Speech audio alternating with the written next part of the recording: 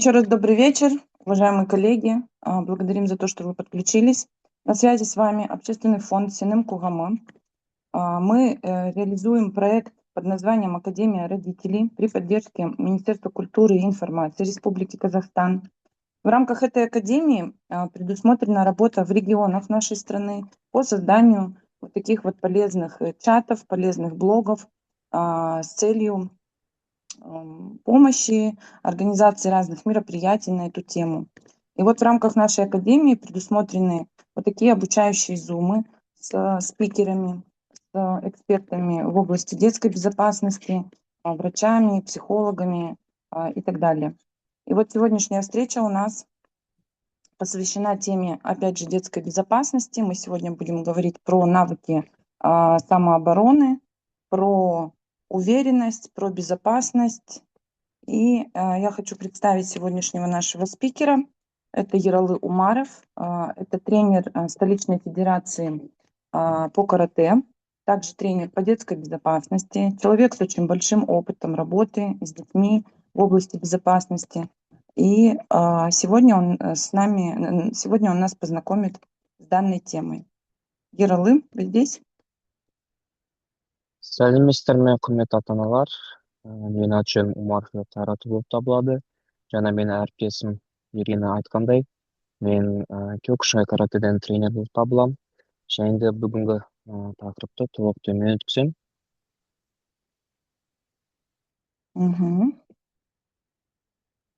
Все, мы можем начинать. Тағы да сәлеметсіздер ме, құрметті ата-аналар. Бүгінгі қарастыратын біздің тақырыбымыз ол баланың өз-өзін қорғау дағдылары. Жалпы осы тақырыпты аша айтсақ, бұл бізде баланың қорқыныш туралы емес, бұл баланың жалпы осы сыртта болсын, үйден сыртынан болсын, өзінің қорғау білу, және де өзінің қорғау білу алгоритмін дұрыстай жатып білуі, дағдыларды білуі деп айтсақ болады. Бала негізі жалпы айтқанда біздің қорғауда әрдайым болмайды. Ол әрдайым басқа сыртына болсын, басқа секцияға барып болсын, мектепте болсын, біздің үнемі көз астында бола алмайды. Сондықтан да біз оларды өзінің нақты қорғай алатын дағдыларды үйрете білу керекпіз. Неге осы тақырып маңызды десек болады? Маңызды десек, бұл тақырып жалпы қазіргі таңда өте көп қарастырылады. Өйткені қазіргі таңда 21 ғасыр болғандықтан балалар көптеген іс-шараларға қатысады, көптеген сыртта жүретін қоғамдық бірлестіктерге қатысады, және де көптеген іс-шараларға жүреді. Сондықтан да біз оларды осы жағдайда көптеген басқа түсініксіз бөтен адамдармен кетіп қалмас үшін басқа адамдарға жоқ деуге үйретіп білу керекпіз. Көптеген жағдайда бала осы жағдайда бала басқа бір бөтен адамдарға жоқ дей алмайды. Сондықтан осы жоқ деген сөзді дұрыстап балалармен айта біліп, үйрете білу керек. Жалпы бала түсінігі бойынша, балаға түсіндіретін жалпы нәрселер ол менің денем менікі деп түсіндіру керек. Өйткені бұл көптеген жағдайда, енді қазір 21 ғасыр болғандықтан көптеген Инстаграмнан болсын, ТикТоктан болсын көріп жүрген шығарсыздар. Бала мәселесі көп таралып жатыр. Сондықтан да осы жағдайға байланысты баламызды біз үйрете білу керекпіз.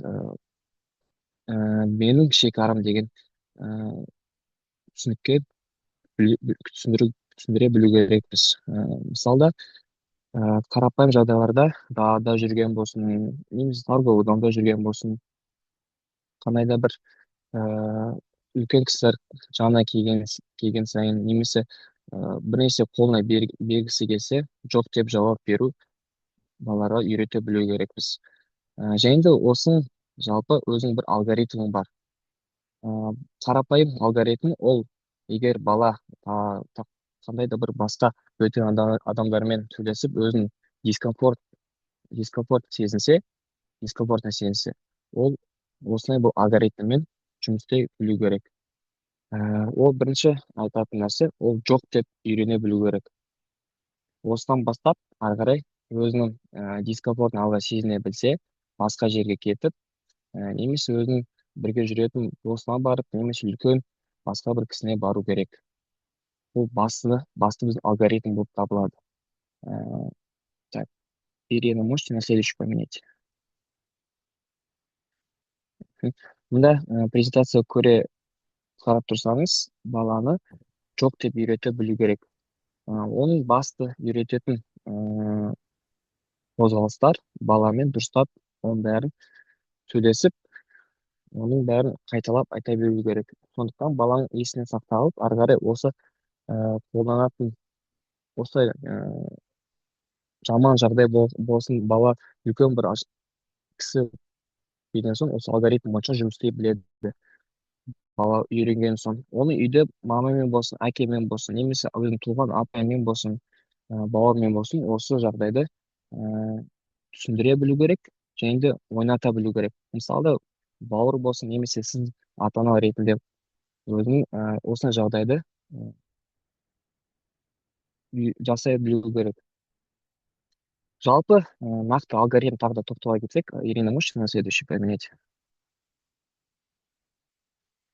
Жалпы нақты алгоритм тоқтала кетсек, балаға нақты әрекет үйрете білу керек.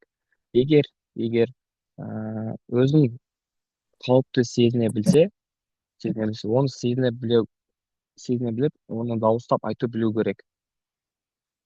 Бірінші, өзін қауіпті сезіне білу керек. Екіншіден, дауыстап айта білу керек.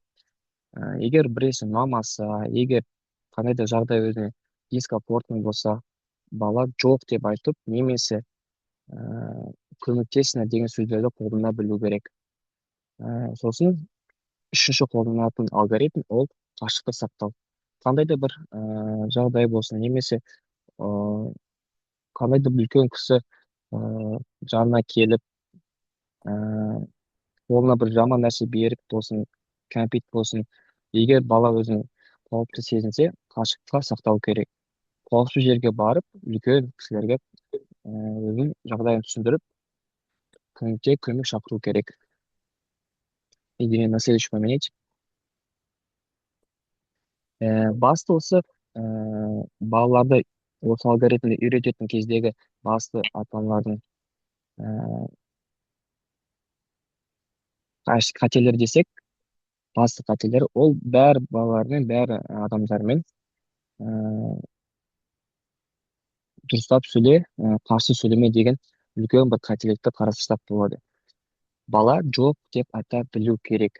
Өйткені көптеген жағдайда бала жоқ деп айта білмегендіктен басқа үлкен кісілермен жүріп кетіп, осындай жаман жағдай болып қалуы мүмкін.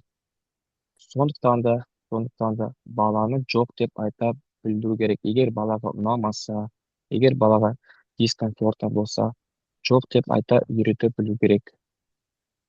Сосын көптеген жағдайда балалар сыртта жүрген кезде, торговый домда жүрген кезде көптеген ата-аналар өзінің баласына айғайлама, тыныш бол деп ескертулер жасайды. Бірақ ол ең үлкен қателік десек болады. Өйткені басты баланың қолданатын басты оружиесі десек болады, ол әрине дауысы.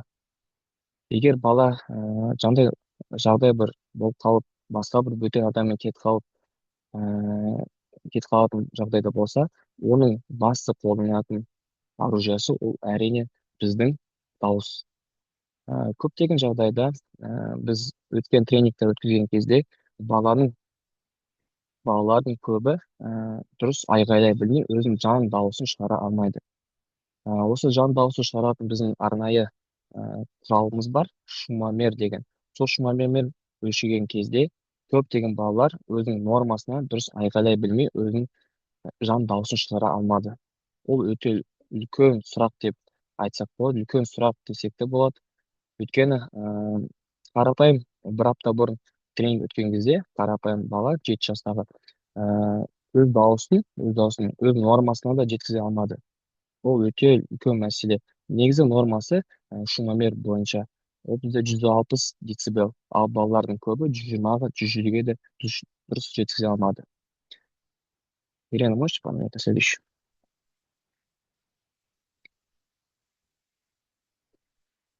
Басты балалардың үйрететін нәрсе ата-аналардан ол осы алгоритм. Алгоритмді дұрыстап үйрете білу керек. Осы алгоритмде басты қарастыратын нәрселер ол әрине осы дауыс. Осы дауысты үйрете білу үшін ол үйде қайталана беру керек. Егер осы алгоритм қайталана берсе үйде жалпы жай отырыста үйде болсын, кешкі ас ішкен кезде, таңғы ас ішкен кезде оның бәрі қайталана отыру керек. Өйткені балалар осының бәрін бір күні сақтай алмайды. Бала болғаннан кейін есінен шығып кетеді, немесе баса ойы болып кетеді. Сондықтан да осы алгоритмді балалар күн сайын ата анамен бірге қайталап отыру керек. Сол кезде ғана осы алгоритм толықтай баланың есіне сақталып, и осындай бір жағдай болып қалса, осы алгоритм бойынша жұмыс істей біледі. Ирина, можешь поменять на следующий? Басты осы үйрететін алгоритмнің басты кеңестер ол осы ситуацияларды қарапайым ситуацияларды, мысалда басқа бір үлкен кісі саған келсе, сен не дейсің деген сұрақтарды балаға қоя білу керек. Сол кезде баланың қалай жауап беретініне байланысты сіз оған дұрыс алгоритм енгізе біліп оны үйретесіздер. Мысалда баладан нақты сұрайсыздар. Егер саған үлкен кісі келіп қандай да бір қолына шоколад берсе, сен не істейсің деген нақты сұрақтарды қойып, одан нақты сұрақ күте білу керек. Егер дұрыс жауап бермесе, оны ұрыспау керек. Тек қана осы берген біз алгоритмді оған үйретіп, осының бәрін қайталап отыру керек. Және де осы жоқ деген сөзді, және де баста біздің қаруымыз, жаңа айта кеткендей, айғайлау қаруымызды қайталап отыру керек үйде. Сондықтан осындай ситуацияларда баламен толық сөйлеп, толықтай баламен бәрін қарастыру керек. Өйткені көптеген жағдайда біз баладан сұраған кезде көп ата-аналар осы жағдайды балалармен дұрыс сөйлесе білмейді, дұрыс түсіндіре алмады. Өйткені бала осындай жағдай түскен кезде осы алгоритмді дұрыс орындай білмейді. Осы алгоритмді ғана түсіндіре біліп, біз балаларға осындай жағдайдан қалай қашып кетуге, немесе қалай қарсы тұруға үйрете білеміз. Мен өзім тренер болғандықтан, бізде де көп жағдай болады. Жаңа Ирина айтқандай, мен киокушин каратэден тренер болғандықтан, біз балаларымызды басқа қалаға жарысқа апарған кезде, оған дейін толықтай бір күн осы балаларды басқа қалада өзін қалай жүргізу керек, және де қалай өзін ұстау керек туралы өзіміз тренинг өткіземіз. Осы тренингте балаларды осы басты алгоритмді үйретеміз. Немесе толықты үйретіп, оларды бірақ сөзін ғана басқа қалаға жарысқа апарамыз. Осы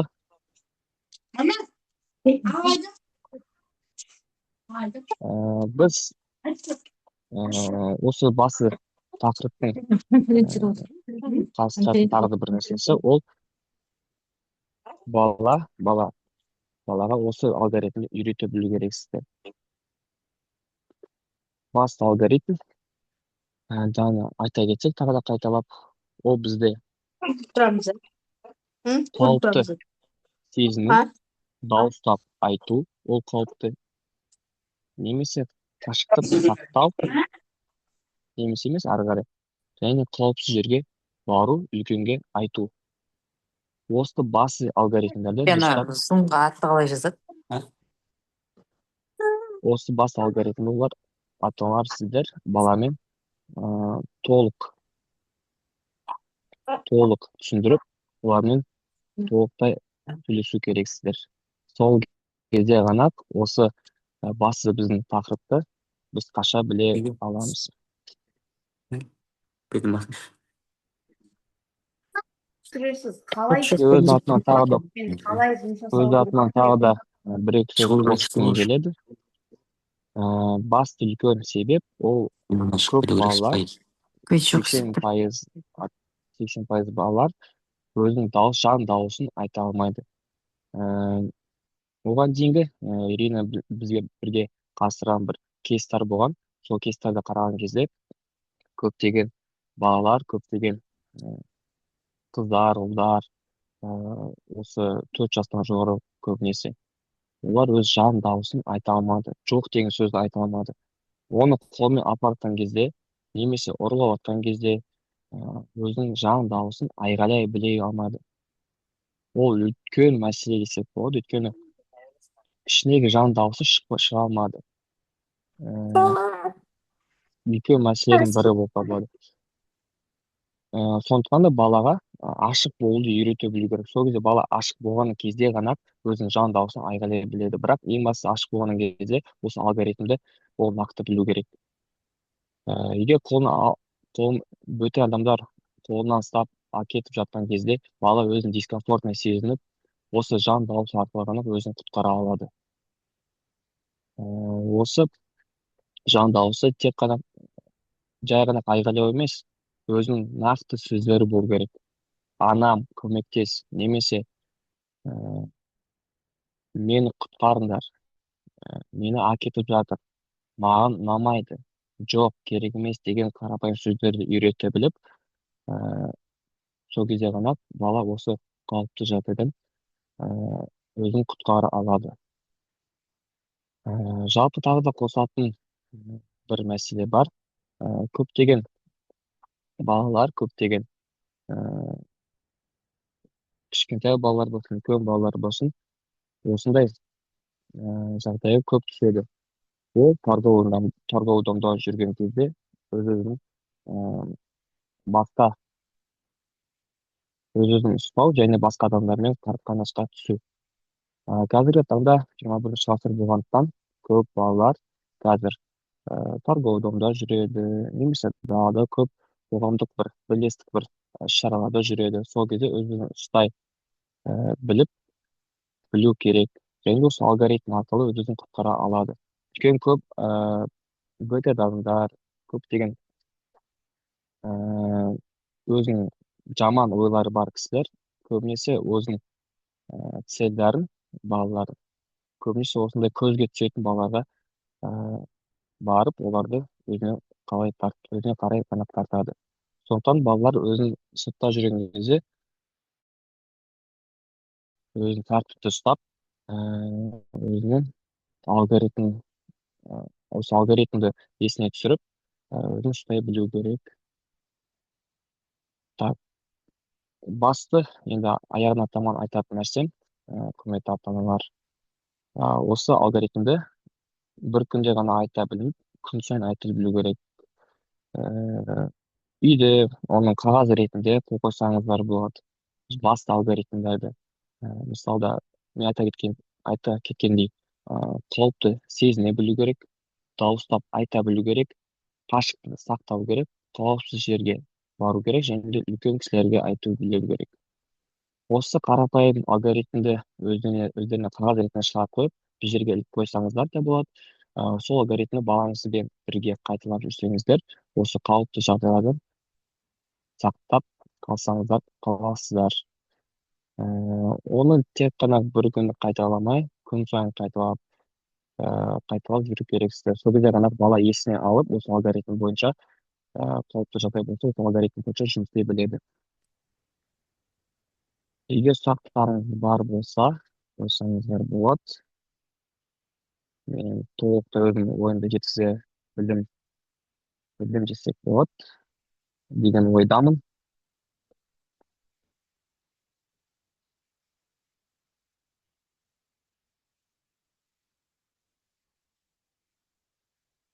Мұнда бізде қандай сынып оқушыларының ата-анасы отыр?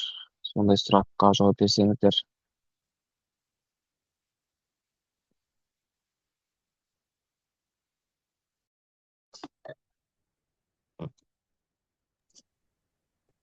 Так, все, да?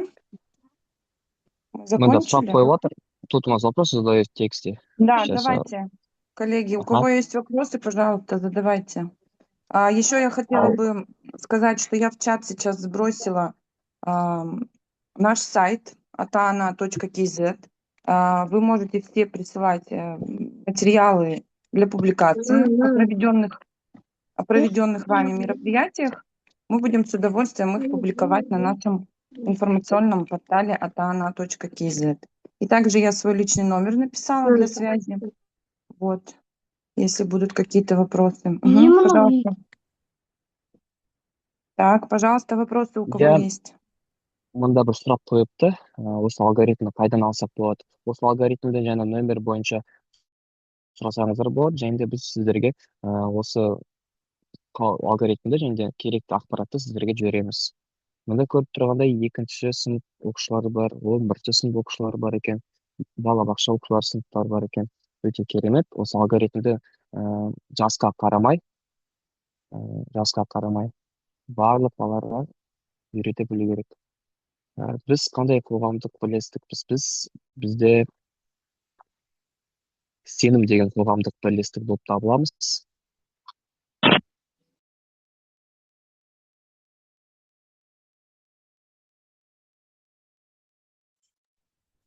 Тағы сұрақтарыңыз болса жазып отырсаңыздар болады.